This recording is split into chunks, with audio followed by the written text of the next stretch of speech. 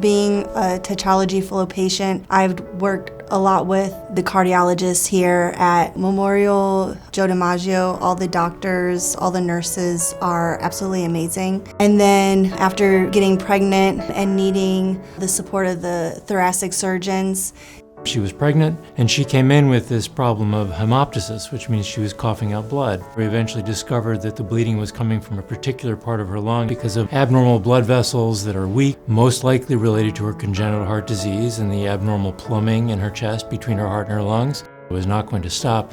And so we wound up doing surgery to remove that part of her lung. That went well, she recovered well, and baby and mom were healthy. And that was the last I heard of her, at least so I thought. So she came back, she was pregnant again and coughing up blood again. And we'd already done one operation on her lungs. We really weren't very interested in taking out more of her lung unless we absolutely had to. So there was a lot of multidisciplinary involvement, really the pinnacle of having lots of different specialists, not just using their brains to help figure it out, but actually physically being there and able to act on a moment's notice to make sure that baby and mom were safe.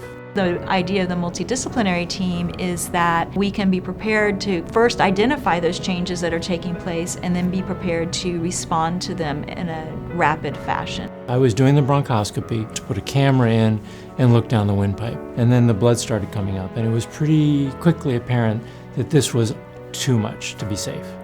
So probably within 30 seconds, a minute, the obstetrician started doing the cesarean section.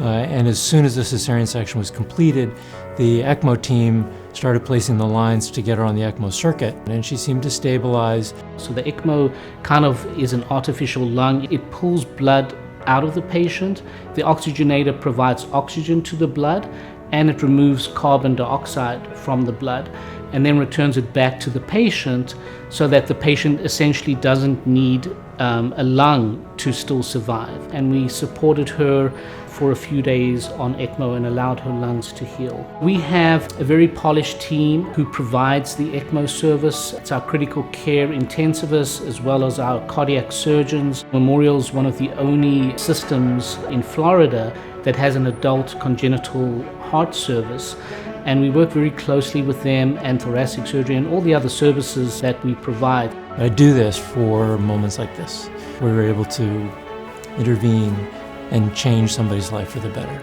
But the center of all of this was Heather. She's the patient and was an essential part of the team. They're an amazing team as well. For them to have my back, it was a great relief. And it was nice to know that they were looking out for me, looking out for our family as a whole, and just making sure that all of us were healing emotionally, physically, and getting back to normal.